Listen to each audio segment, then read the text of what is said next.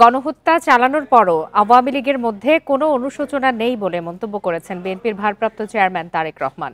স্বৈরাচারী দলটির মতো বিএনপিতে পরিবারতন্ত্র থাকবে না বলেও ঘোষণা দিয়েছেন তিনি।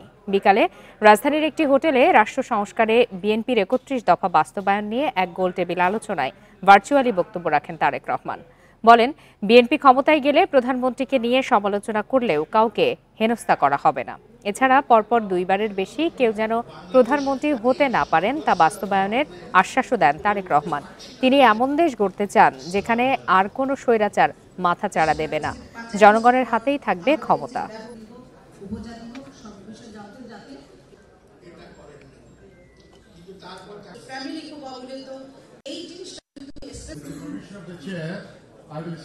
বাংলাদেশে স্বৈরাচারী ব্যবস্থা যেন আর পুনরাবৃত্তি না ঘটে সেটি নিশ্চিত করতে বিএনপি সংবিধানে এমন ব্যবস্থা রাখতে চায় যাতে কেউ পরপর দুবারের বেশি প্রধানমন্ত্রী হতে না পারে। আমরা আইন, বিচার ও নির্বাহী বিভাগের মধ্যে ক্ষমতার ভারসাম্য রাখতে চাই। জুলাই আগস্ট আন্দোলনে আহতদের অনেকেই আর্থিক সহায়তা পাননি বলে জানিয়েছেন বিএনপির স্থায়ী কমিটির সদস্য সালাউদ্দিন আহমেদ। জাতীয় অর্থোপেডিক হাসপাতালে চিকিৎসাধীন আহতদের দেখতে গিয়ে তিনি একথা জানান। এ সময় সঙ্গে ছিলেন দলের সিনিয়র যুগ্ম মহাসচিব রুহুল কবির রিজভী। এ সময় আহতদের সুচিকিৎসায় বিএনপির ভারপ্রাপ্ত চেয়ারম্যান তারেক রহমানের পক্ষ থেকে ৫ লাখ টাকা দেয়া হয়েছে বলেও জানান তিনি। বলেন, আন্দোলনকারী আহতদের চিকিৎসা মোটামুটি চললেও আর্থিক সহযোগিতা পাননি তারা।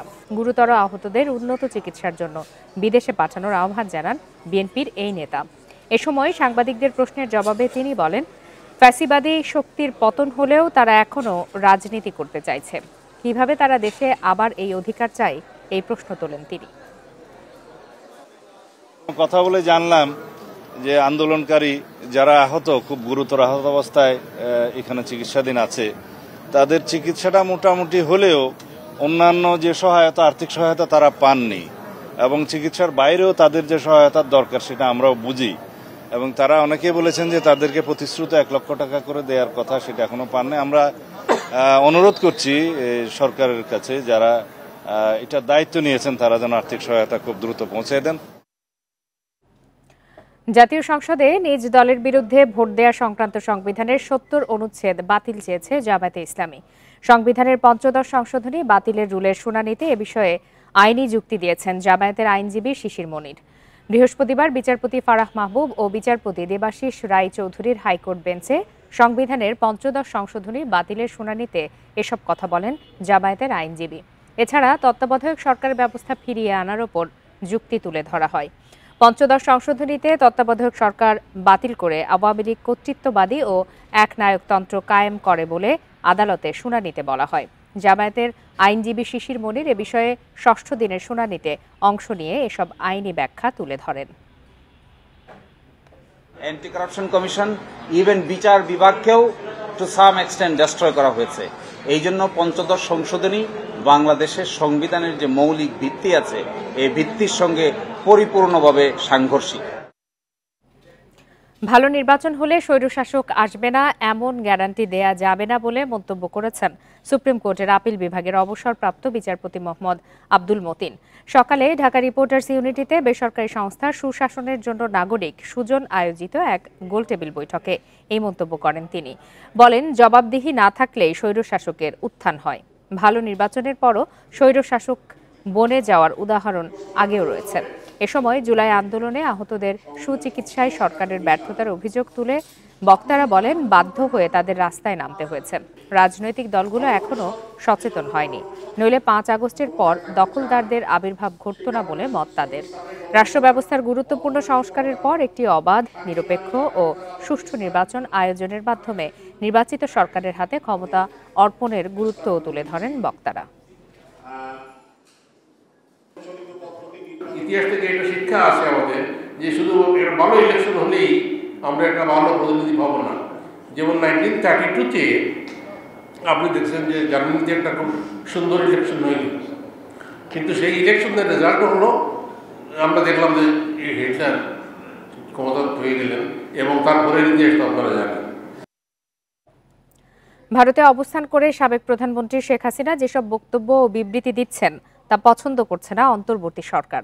ঢাকার এই অসন্তোষের কথা দিল্লিকে জানানো হলেও এখনও আনুষ্ঠানিক কিছু জানায়নি তারা। বৃহস্পতিবার বিকালে পররাষ্ট্র মন্ত্রণালয়ের সাপ্তাহিক ব্রিফিংয়ে মুখপাত্র আরও বলেন, ভিসা জটিলতার বিষয়ে ভারতকে অবহিত করা হয়েছে।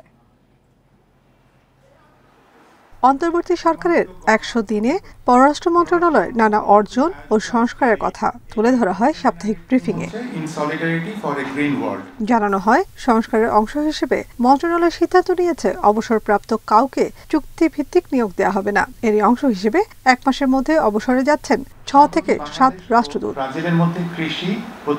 এক প্রশ্নের উত্তরে মুখপাত্র তৌফিক হাসান জানান, সাবেক প্রধানমন্ত্রী ৫ আগস্ট গণ অভ্যুত্থানের সময় ভারতে চলে যাওয়ার পর সেখানকার বিভিন্ন গণমাধ্যমে বিবৃতি ও বক্তব্য দিচ্ছেন, যা ভালোভাবে নিচ্ছে না ঢাকা। পররাষ্ট্র মন্ত্রণালয় একাধিকবার বাংলাদেশে নিযুক্ত যে ভারতীয় হাই কমিশনার এবং ভারত সরকারকে জানিয়েছে, সাবেক প্রধানমন্ত্রী ৫ই আগস্ট গণ অভ্যুত্থানের সময় ভারতে চলে যাওয়ার পর সেখানকার বিভিন্ন গণমাধ্যমে যে ধারাবাহিকভাবে রাজনৈতিক বিবৃতি বক্তব্য দিচ্ছেন, সেটি বাংলাদেশ সরকার ভালোভাবে দেখছে না।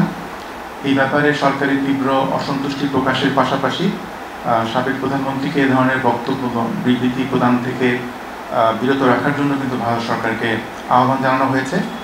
তিনি জানান, এখন পর্যন্ত এই বিষয়ে দিল্লি আনুষ্ঠানিক কিছু জানায়নি। আমাদের দুই দেশের মধ্যকার যে ঐতিহাসিক সম্পর্ক, পারস্পরিক শ্রদ্ধাবোধ, এটির জন্য আসলে এই ধরনের বক্তব্য প্রদান থেকে তাকে বিরত রাখাটা খুবই জরুরি। আমরা আসলে সত্যিকার অর্থে অফিসিয়ালি কোনো রেসপন্স পাইনি, বা তারা বিষয়টি দেখবেন এরকম জানিয়েছে।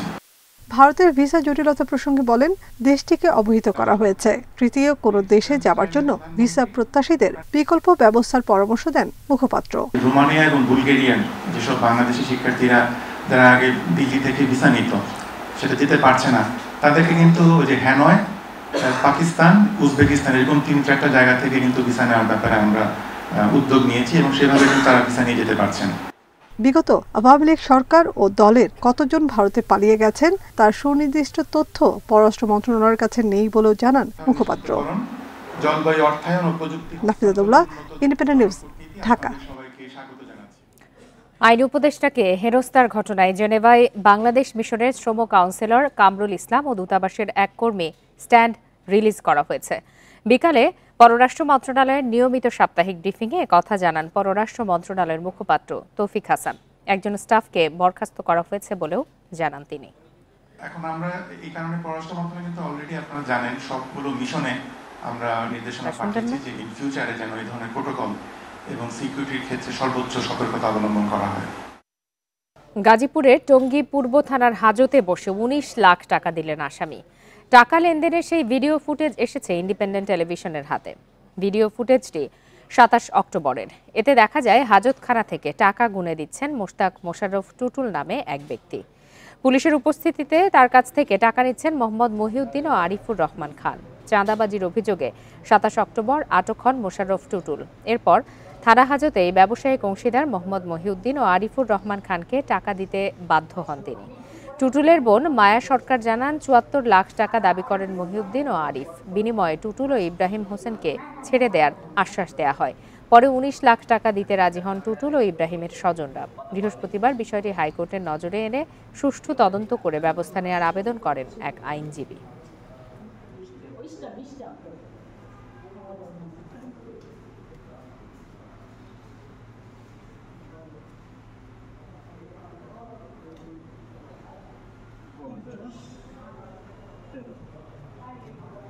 একজন এই পুলিশ কর্মকর্তাকে ডাক দিয়ে বললেন যে এই আইনজীবী আর এই মার্কিন নাগরিক ও এই দুইটাকে গারদখানায় ঢুকিয়ে দাও আর একটা চাঁদাবাজি মামলা দিয়ে দাও। তখন বাজে রাত্র ২টা। ওসি আমার পরিবারের সদস্যের সাথে যোগাযোগ করেন মহিউদ্দিন সাহেব নামে এক ভদ্রলোক। এই মহিউদ্দিন সাহেব আমার ছোট বোন মায়া সরকারের কাছে সে বলেন যে ৭৪ লক্ষ টাকা যদি দেওয়া হয় তাহলে থানা থেকে আমাদেরকে বের করে দিবেন। আমি আদালতকে বললাম যে এই বিজ্ঞ অ্যাডভোকেট ইব্রাহিম সাহেবের তা অথবা তার পরিবারের প্রতি যদি কোনো হুমকি থেকে থাকে তাহলে সে তার একটা বিধান ব্যবস্থা করা উচিত। বান্দরবানের রুমায় অভিযান চালিয়ে কেএনএফের একটি গোপন আস্তানা ধ্বংস করেছে সেনাবাহিনী। উদ্ধার করা হয়েছে AK-47 রাইফেল সহ বিপুল পরিমাণ অস্ত্র ও গোলা বারুদ। ভোরে গোয়েন্দা খবরে উপজেলার মুনলাইপাড়া এলাকা ঘেরাও করে তল্লাশি চালায় সেনাবাহিনী। এ সময় সেনাদের উপস্থিতি টের পেয়ে কেএনএফ সন্ত্রাসীরা গুলি ছুঁড়ে আস্তানা ছেড়ে পালিয়ে যায়। পরে ওই আস্তানা থেকে উদ্ধার করা হয় বিপুল পরিমাণ অস্ত্র, গোলাবারুদ, বিস্ফোরক তৈরির সরঞ্জাম, ওয়াকি-টকি সেট ও ইউনিফর্ম। দীর্ঘদিন ধরে পার্বত্য অঞ্চলে সশস্ত্র কার্যকলাপ চালানোর অভিযোগ রয়েছে কেএনএফ-এর বিরুদ্ধে।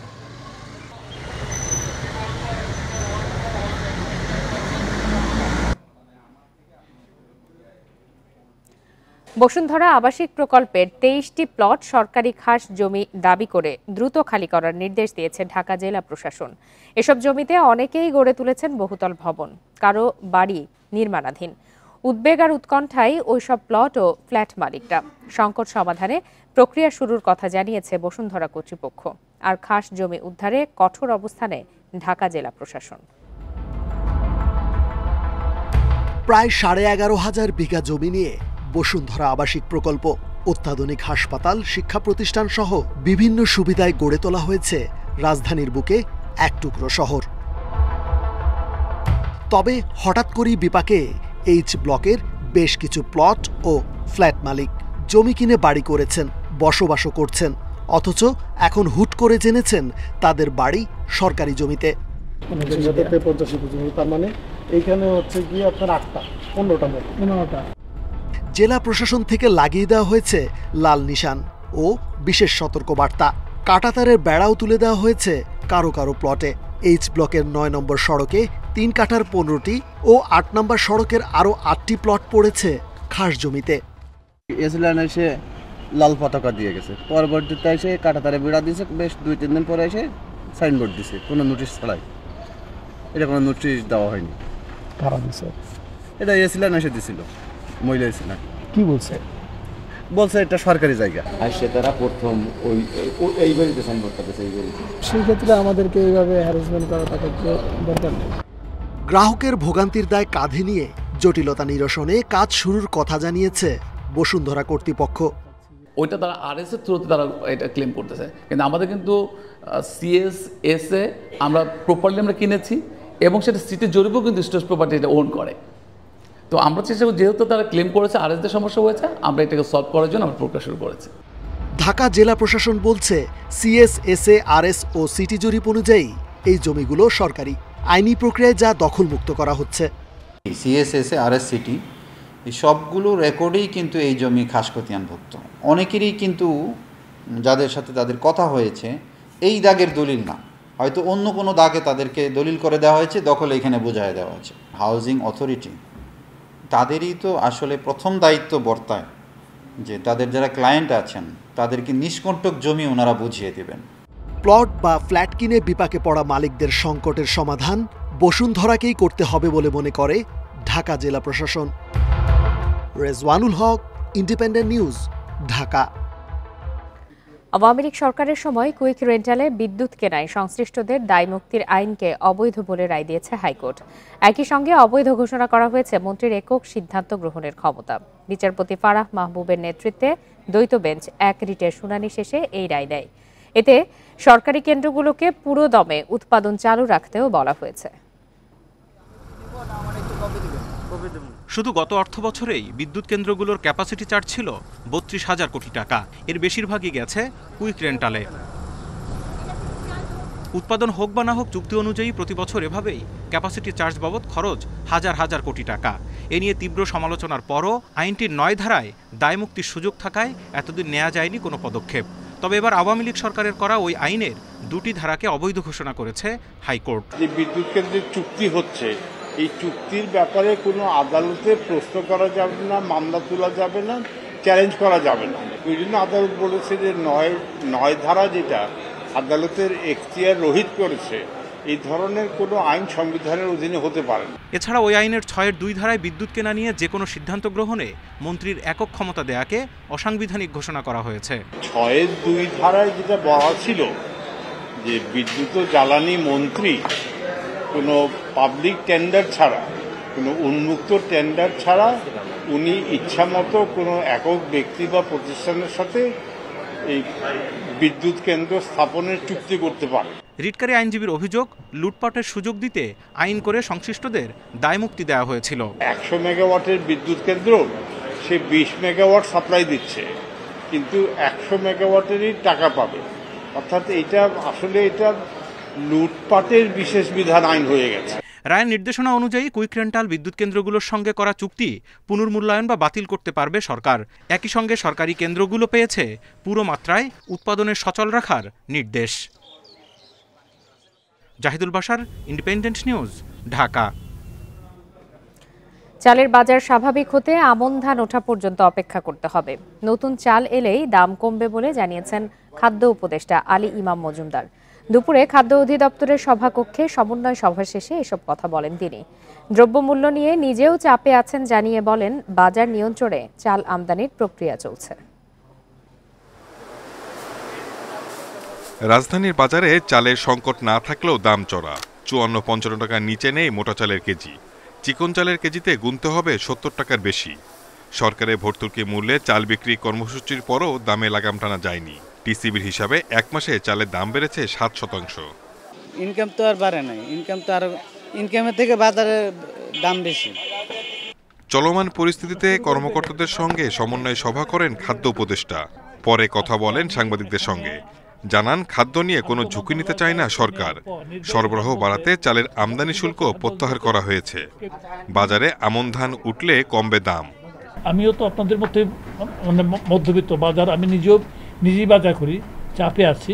তো আমরা আশা করছি যে আমন ফসলটা উঠলে দাম আর একটু কমবে। পাশাপাশি শীতকালীন সবজিটাও কিন্তু অকালীন বৃষ্টির জন্য মার খেয়েছে, সেটাও ওঠা শুরু করবে। আশা করছি দ্রুতই ওঠা শুরু করবে। রোববার থেকে সরকারিভাবে আমন মৌসুমে ধান চাল সংগ্রহ শুরু হচ্ছে বলে জানান খাদ্য উপদেষ্টা। এবার 3 টাকা বাড়িয়ে প্রতি কেজি ধান 33 ও চালের দাম 47 টাকা নির্ধারণ করা হয়েছে। Shahid Ahmed, independent news, Dhaka. গোপালগঞ্জের কোটালীপাড়ায় মায়ের মৃত্যু ও বাবা কারাগারে থাকায় অনিশ্চিত জীবনের মুখে 2 নবজাতক সহ 4 শিশু। দরিদ্র পরিবার, তাই তাদের দিন কাটছে স্থানীয়দের সহায়তায়। এ অবস্থায় যমজ নবজাতকের দেখভালের জন্য জেলা প্রশাসককে নির্দেশ দিয়েছে হাইকোর্ট।